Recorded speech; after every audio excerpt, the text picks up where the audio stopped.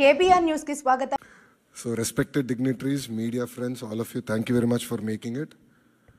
As Bhaskar Garu just stated, we all believe it's a historical movement in governance initiative.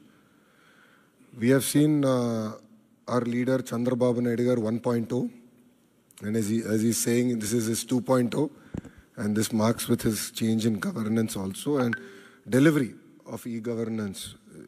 I believe that this is a true transformation that we're going to achieve. Saying that, this is what we call the Manamitra. It's a WhatsApp governance initiative that's going to be launched by the government of Andhra Pradesh and Meta. It's here to deliver a seamless, efficient, citizen-centric public service delivery.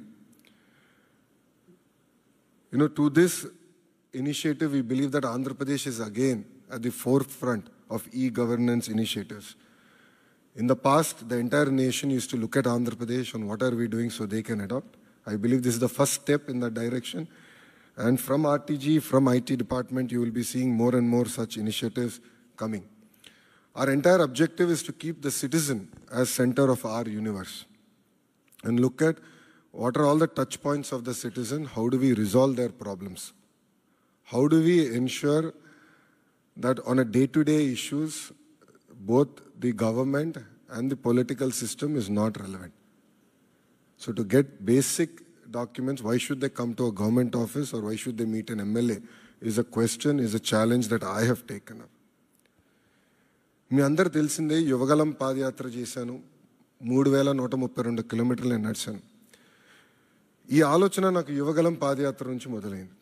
మీరు ఒక్కసారి కానీ మా స్పీచ్లు కూడా మీరు చూస్తుంటే, నా speech చూస్తుంటే నేను పదే పదే చెప్పేవాడిని, ఒక బటన్ నొక్కితే భోజనం వస్తుంది, ఒక బటన్ నొక్కితే సినిమా చూస్తున్నాం, ఒక బటన్ నొక్కితే ట్యాక్సీ వస్తుంది, కానీ ఒక బటన్ నొక్కితే ఎందుకు ప్రభుత్వం మీ దగ్గరికి రావట్లేదు, ఆ ఛాలెంజ్ నేను స్వీకరిస్తున్నానని ఆనాడు చెప్పాను.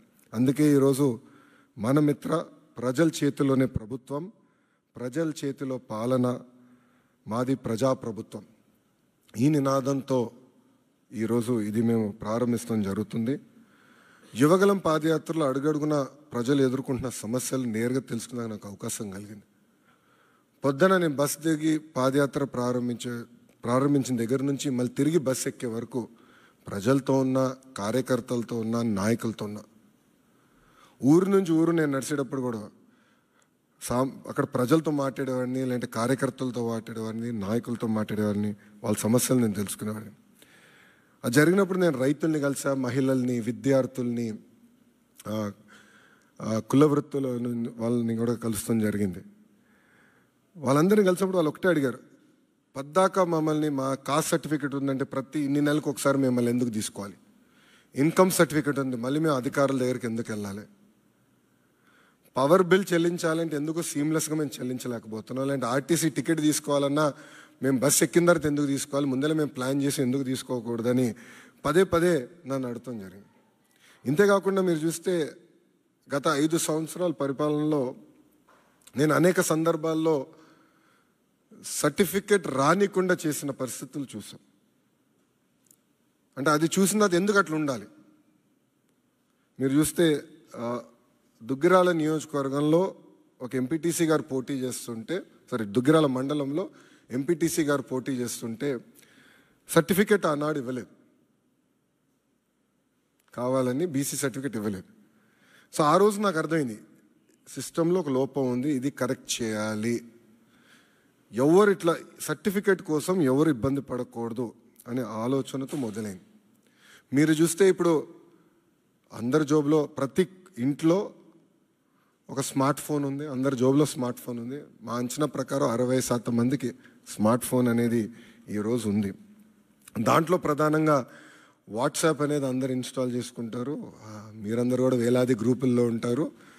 నాకు కూడా ప్రభుత్వం పొరపాట్లు చేస్తే నాకు కూడా ఇక్కడున్న మీడియా మిత్రులతో సహా ప్రజలు కూడా మెసేజ్లు చేస్తాం జరిగింది.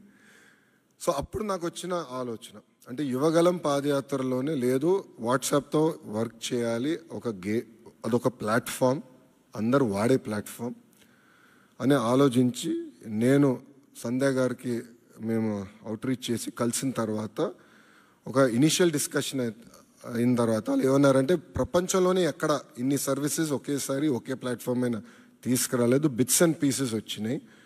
సో ఆర్టీసీ చేసి ఉండొచ్చు, లేదంటే మున్సిపాలిటీ చేసి ఉండొచ్చు, ఎవరు వాళ్ళు చేశారు. యాజ్ అ స్టేట్ ఎవరు చేయలేదు. ఇది వన్ ఆఫ్ ఇట్స్ కైండ్. మీరు చేయగలుగుతారా, అవుతుందా, మార్పు మీరు సిస్టంలో తీసుకురాగలుగుతారా అని నన్ను అడిగారు. సో అక్టోబర్ 22, 2024లో ఢిల్లీలో MOU ఒప్పందం కుదుర్చుకుంటాం జరిగింది. ఆ రోజు నేను ఛాలెంజ్ స్వీకరించాను. డిసెంబర్ నెలాఖరికల్లా లాంచ్ చేస్తామని నేను చెప్తాం జరిగింది. వాస్తవంగా 1 నెల ఎక్కువ తీసుకున్నాం. సో 3 నెలలు 9 రోజుల తర్వాత, అంటే MOU సంతకం పెట్టిన 3 నెలలు 9 రోజుల తర్వాత ఇది లాంచ్ చేస్తాం జరిగింది.